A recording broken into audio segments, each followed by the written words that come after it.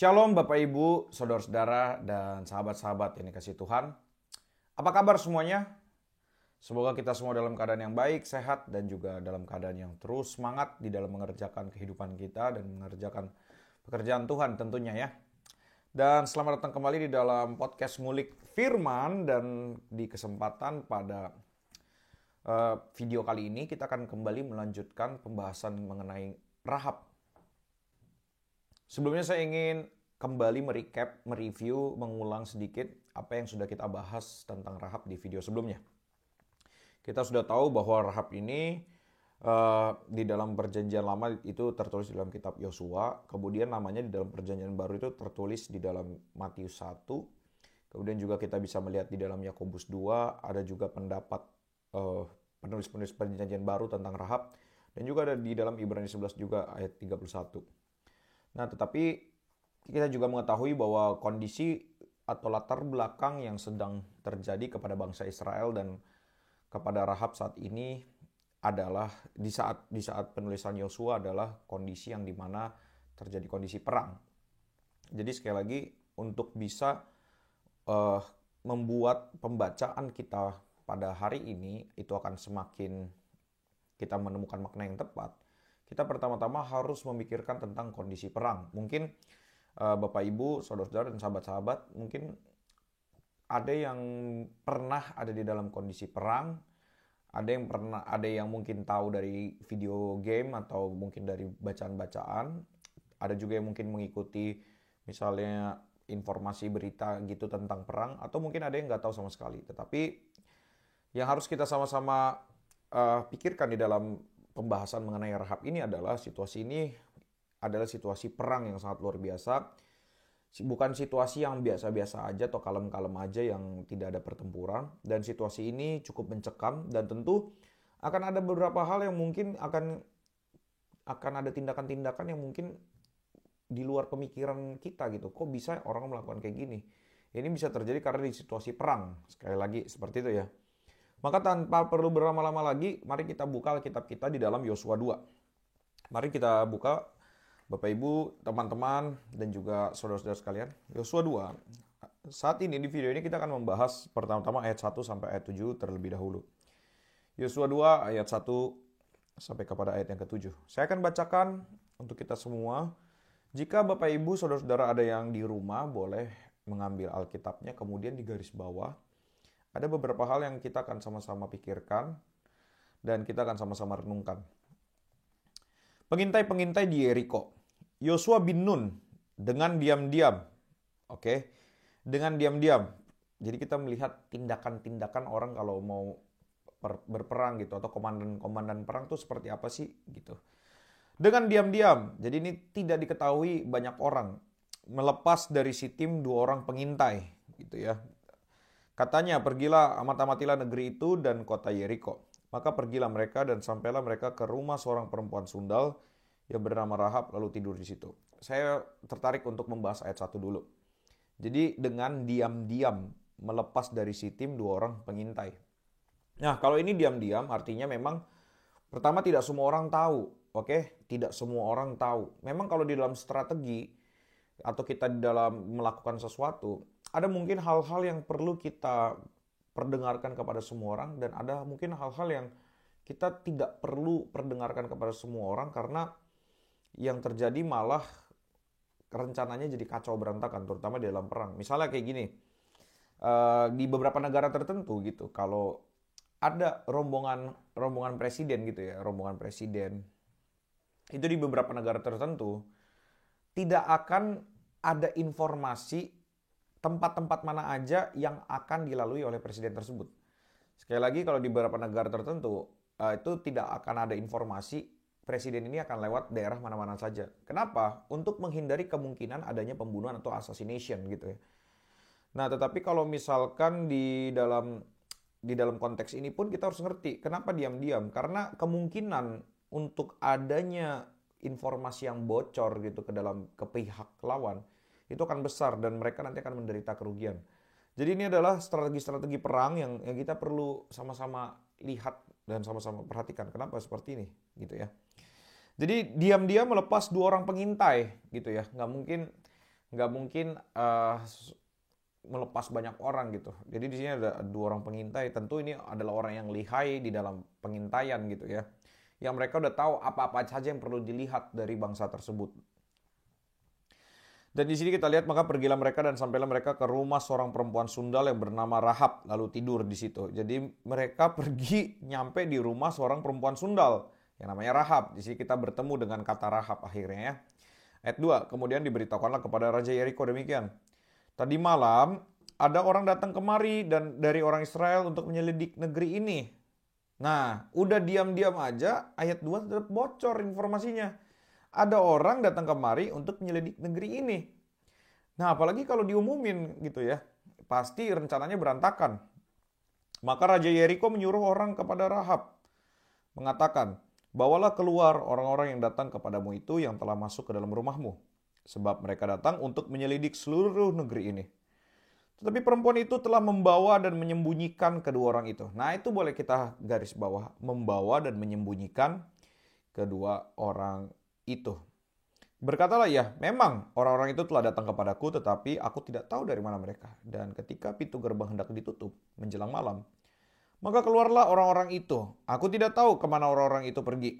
Segeralah kejar mereka, tentulah kamu dapat menyusul mereka. Tetapi perempuan itu telah menyuruh keduanya naik ke sotoh rumah, gitu ya, kayak ke atap rumah gitu, dan menyembunyikan mereka di bawah timbunan batang rami yang ditebarkan di atas sotoh itu. Maka pergilah orang-orang itu mengejar mereka ke arah sungai Yordan, ke tempat-tempat penyeberangan, dan ditutuplah pintu gerbang. Segera sesudah pengejar-pengejar itu keluar. Jadi di sini kita mendapat informasi ya bahwa Yosua mengirim mata-mata, udah diam-diam mengirim mata-mata, ternyata bocor juga informasi itu ke Raja Yeriko. Kemudian Raja Yeriko nyuruh pegawai-pegawainya untuk mencari mata-mata dari Yosua ini. Dan kemudian sampailah mereka ke tempatnya Rahab.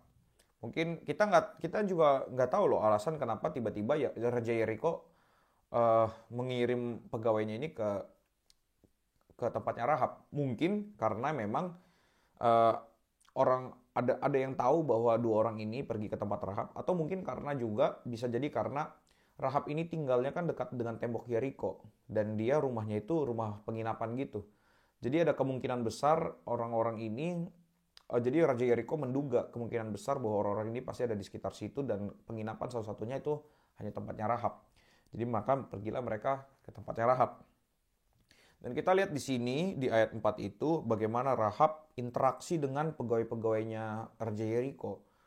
Dan kita lihat di sini ada sebuah kebohongan atau tipuan yang diomongin oleh Rahab kepada pegawai-pegawai Raja Yeriko. Tetapi kita akan melihat sebenarnya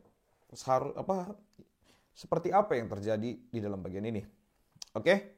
Dan itu kira-kira hal-hal yang bisa kita lihat dari teks ini.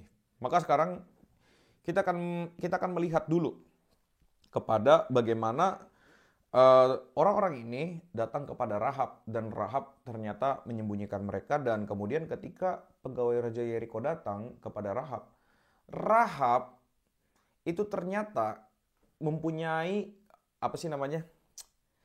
ilmu negosiasi yang sangat luar biasa, atau ilmu untuk berbohong gitu ya dengan sangat luar biasa. Di sini di ayat 4 dikatakan gini, perempuan itu telah membawa dan menyembunyikan kedua orang itu. Berkatalah ya, memang orang-orang itu telah datang kepadaku, tetapi aku tidak tahu dari mana mereka. Itu ya, satu. Rahab tidak tahu dari mana mereka. Membingungkan. Aneh gitu. Dan ketika pintu gerbang hendak ditutup menjelang malam, maka keluarlah orang-orang itu. Nah, ini kebohongan kedua. Keluar orang itu dari tempatnya dia. Bahkan mungkin mungkin dari pintu gerbang, dari pintu Yeriko itu. Aku tidak tahu kemana orang-orang itu pergi. Segeralah kejar mereka, tentulah kamu dapat menyusul mereka. Nah, jika kita manusia, orang-orang yang biasa gitu, yang mungkin ada di dalam tempatnya Rahab gitu, coba kita pikirkan. Kan ini kan pegawai istana gitu, yang dimana pasti bawa senjata, bawa apa segala macam, udah pasti dengan dengan aura-aura intimidasi yang sangat luar biasa gitu. Tetapi ketika pegawai-pegawai istana ini datang kepada Rahab ternyata ngomongnya kayak gini dan dia santai aja. Mungkin gestur badannya tidak menunjukkan kalau dia berbohong atau Kan biasa kalau orang berbohong tuh ada beberapa pertanda yang bisa kita lihat, misalnya kayak dia nengok ke kanan terus, atau mungkin badannya tiba-tiba jadi gelisah, kita nggak bisa natap matanya dia. Biasa kan kalau orang-orang berbohong kan kita bisa menilai dari hal-hal seperti itu ya. Tetapi di dalam teks ini ternyata Rahab ini seakan-akan sudah lihai di dalam berbohong gitu ya. Sudah sangat lihai di dalam berbohong, di dalam bernegosiasi. Dan juga ternyata bahkan yang dibohongi ini adalah orang yang punya aura intimidasi yang sangat luar biasa. Sekali lagi ingat, ini adalah pegawai kerajaan yang pasti bersenjata lengkap dan yang nggak mungkin datang cuma sendiri. Jadi intimidasi yang diberikan kepada Rahab sangat luar biasa. Tetapi Rahab punya skill, punya kemampuan berbohong yang sangat luar biasa, yang mampu bahkan membuat si pegawai istana ini percaya. Kita lihat bagaimana, apakah mereka percaya apa enggak, kita lihat di ayat 7. Pergilah orang-orang itu mengejar ke arah sungai Yordan, ke tempat-tempat penyeberangan. Ditutuplah pintu gerbang sesudah pengejar-pengejar itu keluar. Jadi, yaitu bagaimana kemampuan berbohong dari Rahab ini sangat luar biasa. Tapi kalau kita lihat gitu, kok bisa Rahab ini punya kemampuan bicara atau kemampuan berbohong yang sangat luar biasa ini? Maka kita harus melihat siapa dia. Di ayat 1 udah dibilang, dia adalah seorang perempuan sundal. Jadi kalau kita lihat ya, seorang perempuan sundal atau orang yang biasa menjual dirinya, gitu ya, menjual dirinya, dia pasti kan akan menghadapi orang-orang yang lelaki-lelaki hidung belang gitu ya, hidung yang berusaha dengan berbagai rayuan yang luar biasa, berusaha untuk mendapatkan sesuatu yang lebih lagi. Dan kemudian, maka dari itu, seorang perempuan sundal pasti punya kemampuan untuk bisa menarik atau memoroti kliennya. Seperti itu ya kira-kira ya. Saya nggak bisa mencontohkan segala macam, tapi Bapak Ibu mungkin dengan ilustrasi saya mungkin agak sedikit membayangkan dan agak sedikit jijik, tapi maksud saya adalah kita harus melihat bagaimana kemampuan interaksi ini sangat luar biasa loh di dalam untuk mendapatkan something atau mendapatkan sesuatu. Orang tuh bisa sebegitunya berinteraksi, dan orang perempuan sundal sudah pasti mereka punya kemampuan untuk bernegosiasi, untuk memoroti, untuk berbohong supaya si kliennya ini, lu bisa macam-macam sama gue, tapi gue ambil semua uang lo. Bisa melakukan hal itu dengan cara yang sangat luar biasa dan dengan cara yang mulus. Dan akhirnya kemauan dari si perempuan sundal inilah yang akhirnya dilakukan atau dituruti oleh kliennya. Itu bisa terjadi dengan cara punya skill bicara atau mungkin skill berbohong yang sangat luar biasa. Dan di dalam bagian ini kita lihat Rahab udah biasa ternyata menghadapi hal-hal seperti ini gitu. Hal-hal yang ternyata ini biasa dia pakai waktu dia harus bernegosiasi dengan orang-orang yang memakai dia gitu, yang memakai jasanya dia, jasa persundalannya dia gitu ya. Nah, jadi kita melihat di sini bahwa ternyata ada kemampuan-kemampuan yang, atau mungkin ada hal-hal yang dia lakukan itu ternyata bisa terpakai gitu di dalam konteks ini. Nah, jadi saya mau mau mengajak kita semua merenung gitu di dalam kehidupan kita. Mungkin di dalam perjalanan hidup kita ada keadaan-keadaan di mana kita merasa ngapain aku belajar ini, ngapain aku mengerti hal ini, kenapa aku harus terjebak di dalam situasi yang seperti ini, kenapa aku harus, misalnya kita bekerja di tempat yang tidak enak atau yang tidak sesuai dengan passion kita atau kemampuan kita, atau mungkin kita ada di dalam situasi di mana ya betul-betul ini tidak sesuai atau tidak aku tidak mengerti kenapa harus aku dari sini karena aku tidak cocok dengan bagian ini. Nah, mungkin Bapak Ibu atau saudara-saudara atau teman-teman ada yang merasa seperti itu, tetapi jangan lupa semua yang kita lakukan di bumi ini itu tidak ada yang di luar kontrolnya Tuhan. Tuhan tahu kok bagaimana menempatkan setiap orang itu dengan tepat, dan Tuhan tahu kok bagaimana caranya pada akhirnya apa yang dia pelajari atau apa yang dia lakukan itu suatu hari nanti pun bisa berguna untuk mempermuliakan Tuhan. Sekali lagi, Tuhan tahu menempatkan orang-orangnya untuk bisa belajar, untuk bisa bekerja, atau bahkan mungkin melakukan sesuatu yang tidak sesuai dengan keinginannya orang tersebut. Tetapi semua hal yang dipelajari, dilakukan, dikerjakan itu ternyata tidak ada yang akhirnya sia-sia. Itu semua bisa dipakai untuk pada akhirnya untuk mempermuliakan Tuhan. Bahkan di dalam teknik-teknik Rahab ini untuk bisa berdiskusi, bernegosiasi dengan orang-orang yang mau memakai jasa persundalannya dia ini, Rahab ini ternyata kayak seakan-akan kemampuannya itu jadi terlatih dan akhirnya dia bisa untuk eh, untuk akhirnya dia bisa ngobrol dengan pegawai-pegawai istana itu, dan kemudian akhirnya pegawai-pegawai istana itu percaya dengan dia, dan akhirnya mereka tidak tidak meng, apa sih namanya tidak menginvestigasi tempatnya Rahab, tapi mereka malah menuruti Rahab untuk pergi dan mencari orang-orang pengintai-pengintai tersebut. Jadi kita lihat di sini bagaimana Rahab itu punya kemampuan ternyata dipakai Tuhan juga. Nah, yang saya mau bilang apa? Oh, kalau gitu apakah saya harus berbuat yang salah supaya saya memiliki kemampuan untuk bisa dipakai Tuhan juga? Enggak, saya nggak bilang seperti itu. Tapi mungkin saat ini Bapak Ibu Saudara-saudara dan teman-teman sekalian, saat ini mungkin Anda atau mungkin ada saudara Anda atau mungkin ada anak Anda. Mungkin ada yang merasa kayak, wah, ngapain ya aku ada di sini ya? Ini kayaknya sesuatu yang tidak berguna. Perhatikan, Tuhan menempatkan kita tidak pernah salah, dan kita sedang dilatih Tuhan di dalam semua aspek hidup kita. Dan suatu kali nanti, ketika Tuhan ingin memakai kemampuan kita itu yang mungkin kita tidak suka, tapi selama ini kita ternyata sedang dilatih Tuhan. Suatu saat nanti kalau Tuhan ingin memakai kita dalam bagian itu, kita ternyata bisa mengerjakannya dengan baik. Dan itu makanya jangan lupa, setiap hal yang terjadi dalam hidup kita itu terjadi karena pekerjaan Tuhan, dan Tuhan menginginkan kita agar bisa mempermuliakan Dia. Nah, makanya jangan menyesal atau jangan putus asa dengan apa yang mungkin tidak sesuai dengan passion kita, keinginan kita, apa segala macam. Kalau Tuhan ternyata menempatkan kita di situ, ingat selalu akan ada hal-hal yang Tuhan ingin kita pelajari, kita pikirkan, kita bahkan sampai ke tahap nikmati, supaya suatu hari nanti kita bisa memakai hal-hal itu untuk mempermuliakan Tuhan. Tuhan memakai diri kita, bukan hanya satu, dua, atau bukan hanya kesukaan kita doang. Artinya apa? Tuhan akan memakai seluruh diri kita, kemampuan kita, apapun yang ada dalam diri kita. Jadi Tuhan tidak hanya memakai kesukaan kita doang, tapi banyak hal dalam diri kita itu bisa dipakai oleh Tuhan. Itu yang bisa kita lihat dulu dari bagian Rahab di bagian ini, bahwa Tuhan memakai kemampuannya dia untuk ternyata melindungi si pengintai-pengintai ini dari kejaran Raja Yeriko.